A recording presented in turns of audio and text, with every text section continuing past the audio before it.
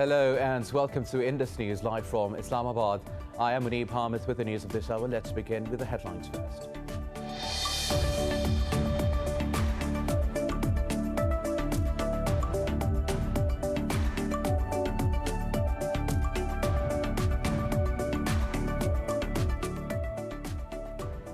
Pakistan's Prime Minister Imran Khan says he has initiated a global campaign to counter Islamophobia in the West. In a televised speech, Khan said he has already written letters to head of Muslim states to make a joint strategy to tackle Islamophobia. The Prime Minister said he, along with Muslim leaders, will try to convince the West to impose a Holocaust-like ban on Islamophobia.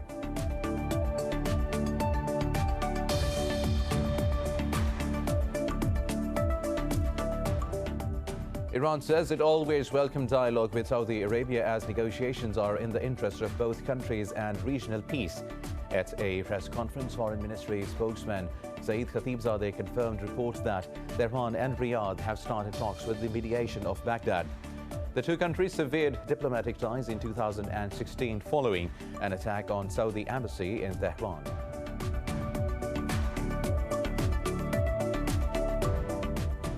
The Czech Republic has called on the European Union for an expression of solidarity against Russia.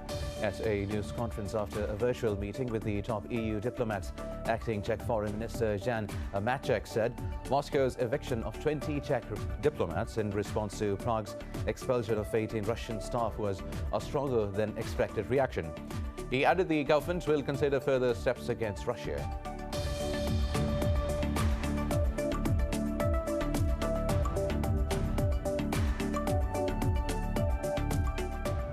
India has reported its highest daily cases yet again as nearly 274,000 people tested positive, with over 1,600 deaths overnight. New Delhi's Chief Minister Arvind Kejriwal has announced a complete curfew in the Indian capital for 6 days. British Prime Minister Boris Johnson has also cancelled a trip to India due to coronavirus worries. In Pakistan, over 5,100 people tested positive, while 73 died overnight, raising the death toll to 16,316. While globally, the virus has claimed over 3 million lives, while infecting over 141 million people so far.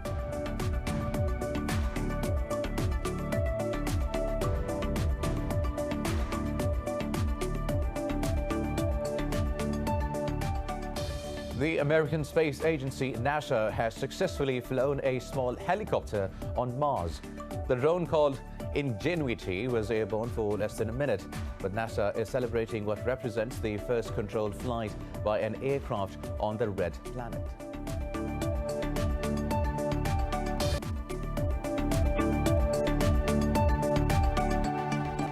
Now, these were the top stories. News in detail after a short break. Stay with us.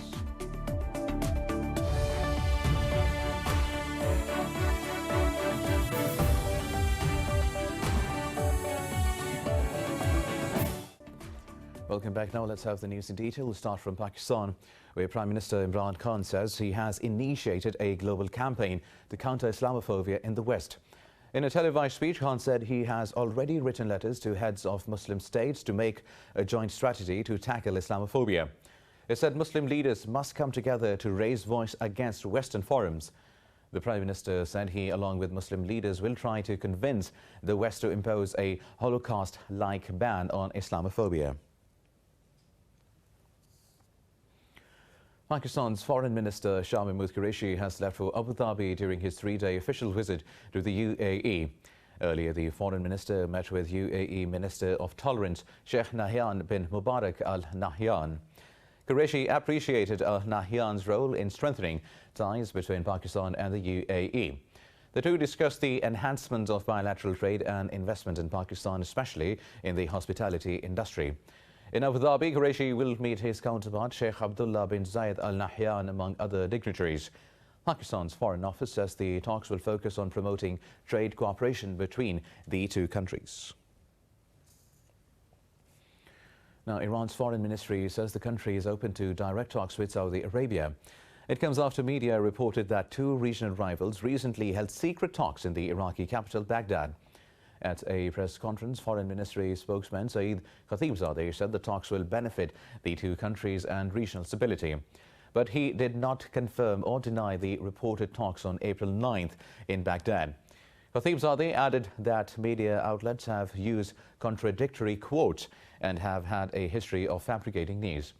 The two countries severed diplomatic ties in 2016 following an attack on the Saudi embassy in Tehran. Now, the Czech Republic has called on the European Union for an expression of solidarity against Russia. Following a virtual meeting with top EU diplomats, the acting Czech foreign minister said Moscow's eviction of 20 Czech diplomats in response to Prague's expulsion of 18 Russian staff was a stronger than expected reaction. Jan Hamacek added that the government will consider further steps against Russia. He said that it will be up to member states of the European Union if they add some concrete decisions. Prague expelled Moscow's diplomats over suspicions that Russian intelligence was behind a 2014 explosion at an ammunition depot. The row is the biggest between the two countries since the end of decades of Soviet domination of Europe in 1989. Meanwhile, Ukraine has called on European Union member states to impose new sanctions on Russia. Foreign Minister Dmytro Kuleba says the new curves will be aimed at avoiding a further escalation in the standoff between the two countries. In a tweet, Kuleba said he has proposed a step-by-step plan on how to discourage Moscow from further escalation. He added the bloc must prepare a new set of sectoral sanctions as individual ones are not sufficient anymore. In recent weeks, fighting has increased in eastern Ukraine, where government forces are battling Russian-backed separatists. NATO says the number of Russian troops massed on Ukraine's border is the highest since 2014. European Union foreign ministers are set to meet virtually to discuss the deteriorating health of Kremlin critic Alexei Navalny. In a statement, EU's foreign policy chief Joseph Borrell called on Moscow to grant Navalny immediate access to medical professionals. He said the EU considers Navalny's sentencing politically motivated and against international human rights obligations. Earlier, the United States warned Russia of consequences if Navalny dies in prison from a hunger strike. A group of doctors has warned that Navalny risks cardiac arrest any minute as his health deteriorates. Allies of jailed Kremlin critic also announced a large street protest on Wednesday. Now, ISIS has claimed responsibility for the attack on two wells at the Bay Hassan oil field in northern Iraq. In a statement, the Iraqi oil ministry said that the attack did not cause a fire or affect production. It also did not stop oil pumping from the well. Meanwhile, at least 5 rockets hit near an Iraqi airbase housing U.S. contractors north of Baghdad. Iraqi officials said there were no casualties reported after the incident. Now moving to Myanmar, where anti-coup activists have again taken to the streets demanding an end to the military rule. Some protesters were detained in Mandalay as the forces continue efforts to disperse demonstrators. A Japanese journalist has also been imprisoned by police in Yangon. Tokyo says it is seeking the quick release of Yuka Kitazumi. He was previously arrested in February for covering the protest but released soon after. Activists say security forces have killed more than 730 people so far and arrested more than 3,200. Now, in the U.S., 5 people have been critically injured in a mass shooting at a liquor store in Shreveport City, Louisiana. Authorities on the scene describe the injuries life-threatening, but it is not clear who was responsible for the shooting. Police say they are looking for a white Ford vehicle and have deployed 11 units on the scene. Earlier, at least 3 people were killed in a shooting in Austin, Texas.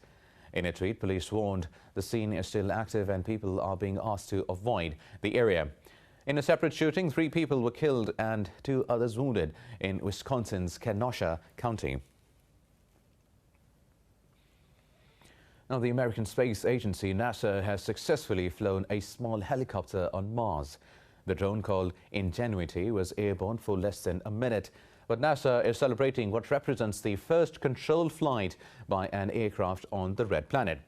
The Space Agency is promising more adventurous flights in the coming days. Moving on now, India has reported its highest daily cases yet again as nearly 274,000 people tested positive, with over 1,600 deaths overnight. Globally, the virus has claimed over 3 million lives and infected 141 million people. More about the pandemic in this report.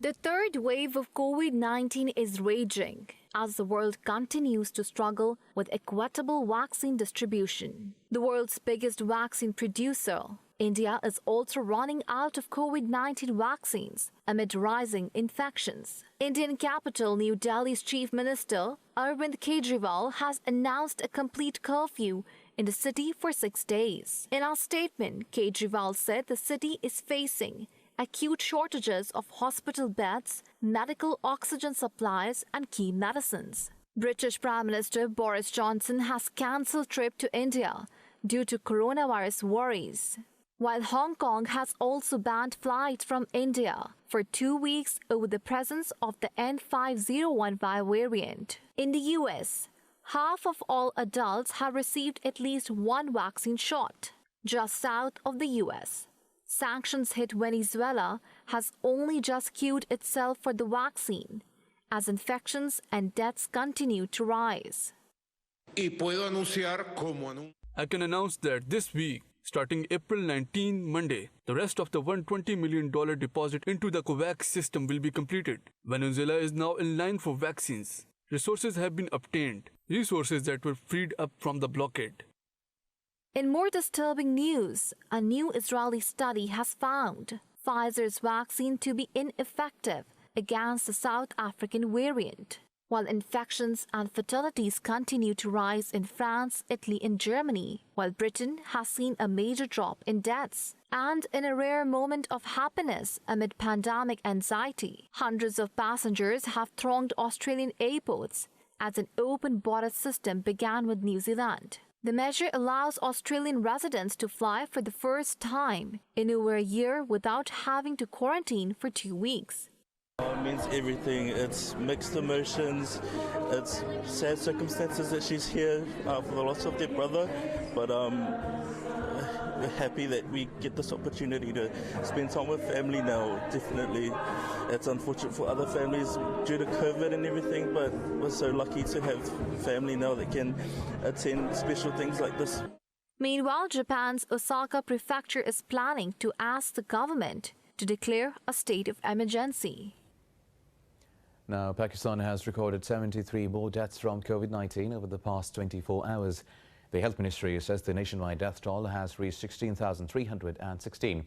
The ministry said over 5,000 people tested positive for the virus overnight.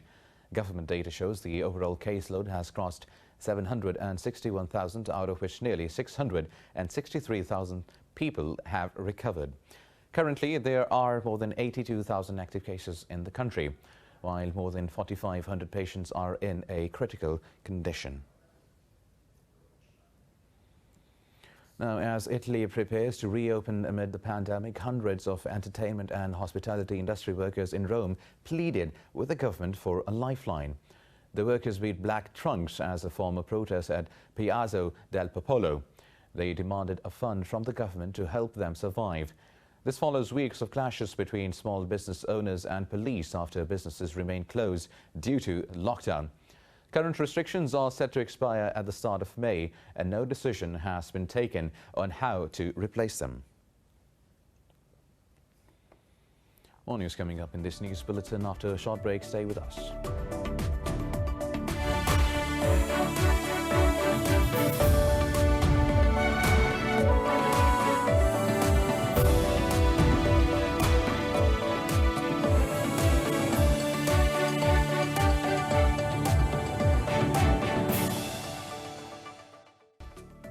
Welcome back. Now, in Nigeria, at least 12 people have died in a tanker explosion following a road accident in central Benue state.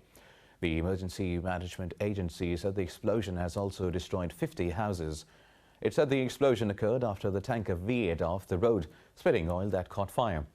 The agency added the authorities are trying to control the fire. Also in Egypt, at least 11 people have died and 98 others injured after a passenger train derailed north of Cairo. The train was heading from Cairo to the Nile Delta city of Mansoura when 4 carriages derailed. In a statement, the Health Ministry said over 50 ambulances shifted the injured to the hospitals. It added the cause of the accident is being investigated. Meanwhile, Pakistan has sent condolences to Egypt over the incident. In a tweet, Foreign Office spokesperson Zahid Hafiz Chaudhry wished a speedy recovery to those injured. Japan has offered South Korea experts to be part of the IAEA team overseeing the Fukushima water release. Earlier, Seoul expressed concerns over Tokyo's plan to release more than 1.2 million tons of contaminated water into the Pacific Ocean. Japanese ambassador to Seoul, Koichi Ebushi, termed South Korea's participation possible. Talking to reporters, Ebushi said the matter is to be discussed between the IAEA and the South Korean government. He said Tokyo will make various efforts to provide Seoul with information about the discharge. The envoy added Japan will work to ensure safety in the disposal process. Now, the United Nations has called on the United States to commit to halving its greenhouse gas emissions by 2030. This comes ahead of a 2-day virtual climate change summit from 22nd of April to be hosted by the US. In an interview, UN Secretary General Antonio Guterres said the move will encourage similar actions from world other large emitters. He called the summit a make it or break it moment for climate action. The UN chief urged all major emitters to set targets for drastic emissions reductions this decade. Now, eruptions continue from the La Soufriere volcano on the Caribbean island of St. Vincent. The United Nations says the situation could spiral into a humanitarian crisis. An alliance of Latin American countries has sent aid to the struggling St. Vincent and Grenadines government. Meanwhile, the Prime Minister of St. Vincent said he expects more donations. About 20,000 people have been evacuated from their homes since the eruptions began last week. Meanwhile, in South Africa, a wildfire on the slopes of Table Mountain has forced University of Cape Town students to evacuate. Flames set several campus buildings ablaze and firefighters used helicopters to waterbomb the area. Officials said one firefighter sustained burn wounds and was hospitalized for treatment. The university is largely built on the slopes of Devil's Peak and is situated close to where the fire started. Some roads were closed as heavy smoke could be seen from kilometers away. The fire started early on Sunday near a memorial on Devil's Peak before spreading rapidly up the slopes. Now, the Boao Forum for Asia annual conference is being held in China's Hainan province. Chinese President Xi Jinping will deliver a keynote speech via video link on Tuesday at the opening plenary. China is signaling it is open for business with the resumption of its high-profile Boao Forum for Asia. It is an opportunity for the government to make a renewed effort to lure foreign investors in a post-pandemic world. More than 2,600 delegates from over 60 countries are attending the 20th annual conference in Hainan. The pandemic has further exposed and exacerbated the problems facing the world's economic development, judging from which the realization of the United Nations 2030 Sustainable Development Goals still faces enormous challenges. Now all countries have realized the importance of accelerating economic restructuring and green development. This year's conference is themed A World in Change, Joined Hands to Strengthen Global Governance and Advance Belt and Road Cooperation.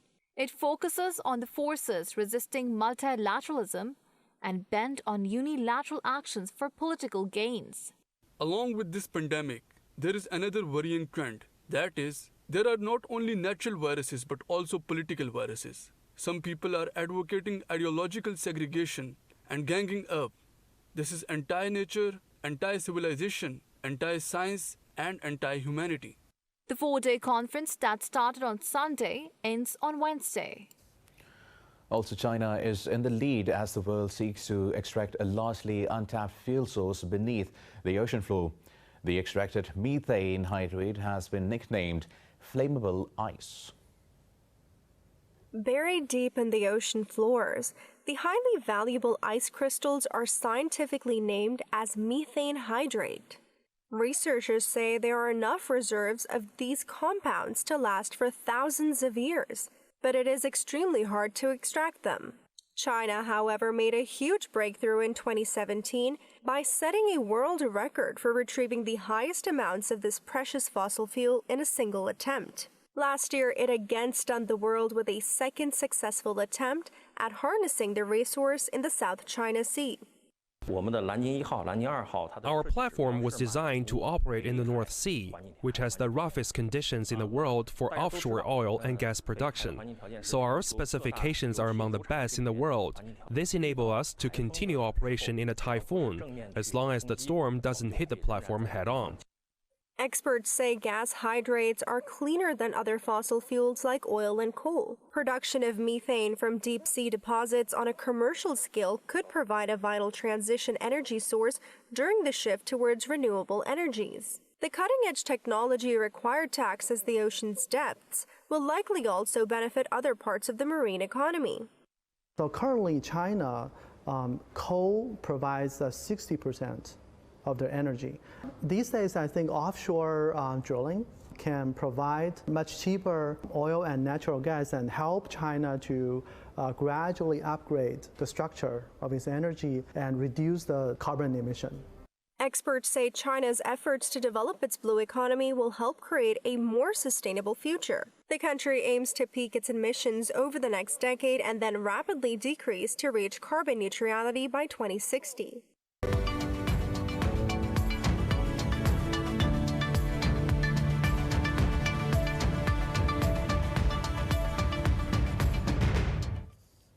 Now, stocks in Europe are trading mixed after starting the week with a record-setting rally. Markets continue to share strong corporate earnings and economic data while banking on US Federal Reserve support. London's FTSE and Pan-European Stock 600 and the CAC 40 in Paris all gained marginally. Meanwhile, Frankfurt's DAX and Italy's FTSE MIB slipped fractionally. Earlier, most Asian bourses gained with the exception of Japan's Nikkei 225 and Indian stocks.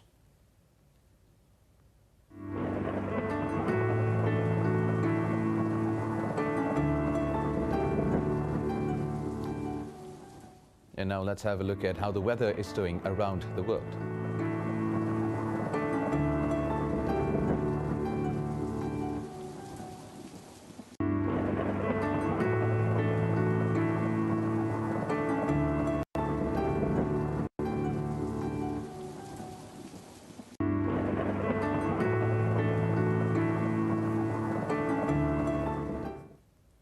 And that is all for now. For the latest updates, you can follow us on social media at Indus.news. Take care.